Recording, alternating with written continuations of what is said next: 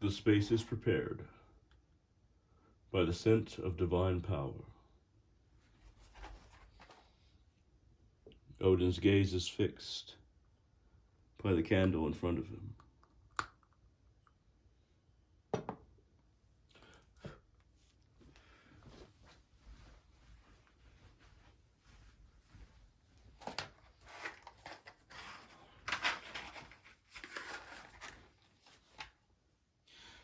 Future sight is granted by the lighting of a white candle, one dedicated to Odin.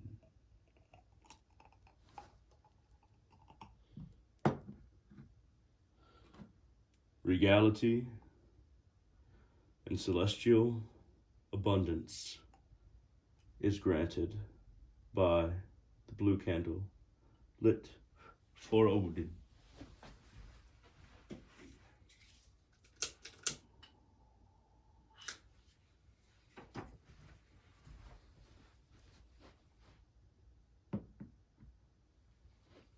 The space is prepared.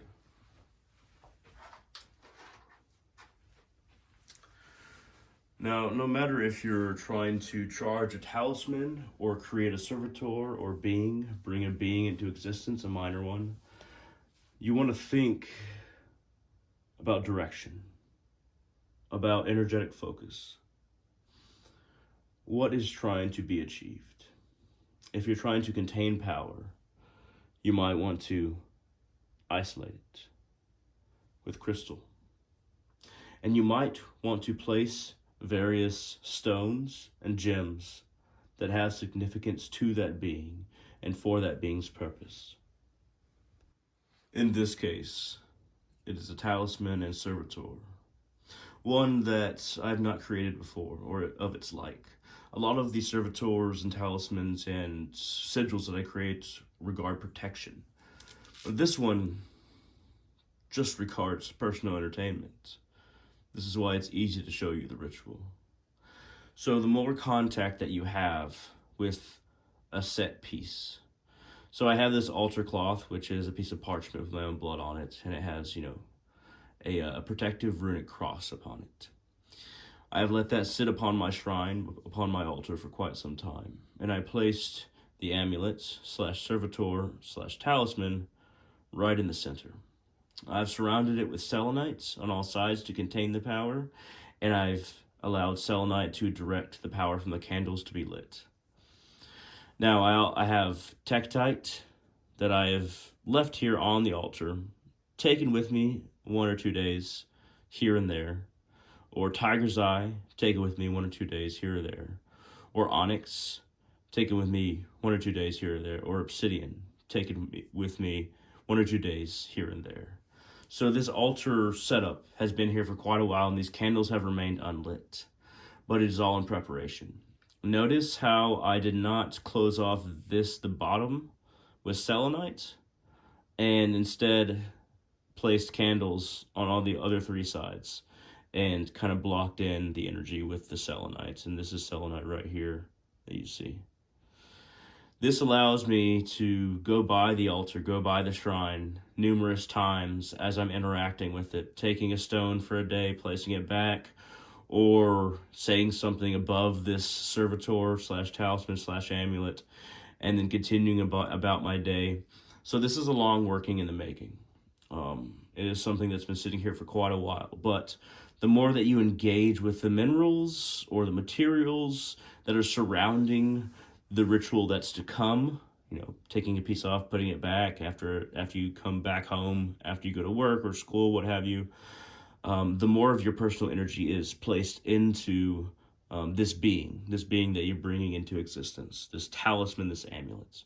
In this case, all 3 titles kind of coalesce and make sense. That's why I'm using 3 different titles for some that are completely different usually. So you also have to think about the symbols and the colors of the candles and what being you have as patron over the ritual. So you don't always have to have a being or a god or a goddess or a demon or an angel as a kind of a helper or a watcher over the ritual. But for this, Odin just felt right. And the form, as you see right here, that is it's a traditional Japanese demon mask that's protective. So the best way I can describe how Shintoism works with household demons, they're not necessarily demons as we usually think of them. They're more like goblins. They're more like household protectors. And you put incense before it, you put little offerings of food before it, and it protects your household. Demon is the best term that we have for it. That's why it's usually translated as that, but that's not quite the nature of this mask. But it definitely feeds into its purpose for what it's going to do for me. It's going to provide me with entertainment when I'm bored. And that may seem very strange for a servitor or a talisman or amulet to provide, but it's definitely a mental need. When things start going very numb mentally or becoming repetitive, you need a little bit extra kick, a little bit extra being to insert itself and to help you make play of this life, to make play of the world, and to make fun with your thoughts. Not with your thoughts, not controlling me, but alongside your thoughts. So I have the incense burning here. Discuss the various metals and the shrine piece and the god. So Odin, he is very much the master and god of magic in Norse mythology and in Norse paganism. He constantly seeks new knowledge, constantly seeks new ways to perform magic, to push off Ragnarok, but also to aid man. And he aids man in magic in very many ways. So it's an appropriate patron for such a ritual. And of course I have my thame right here. So let's go ahead and light these candles for the ritual.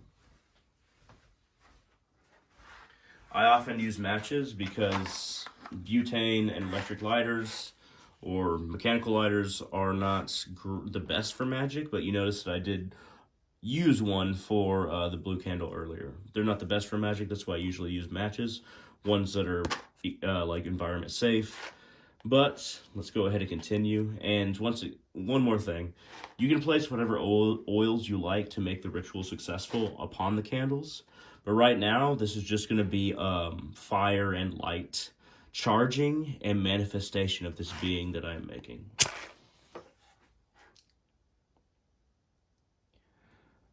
Vinda Medmal, Veva Medmal, Vinda Medmal, Veva Medmal, Vinda Medmal, Veva Medmal, Vinda Medmal, Veva Medmal, Vinda Medmal, Veva Medmal, Vinda Medmal, Veva Medmal, Vinda Medmal, Veva Medmal, Vinda Medmal, Veva Medmal.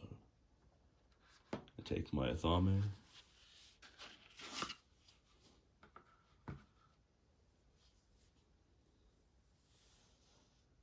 I point it upon the servitor, that is Jester,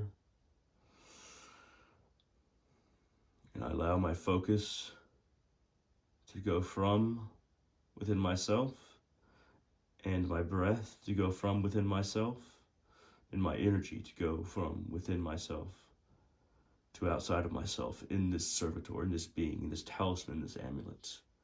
And I gaze upon it and focus my energy into the face upon its third eye.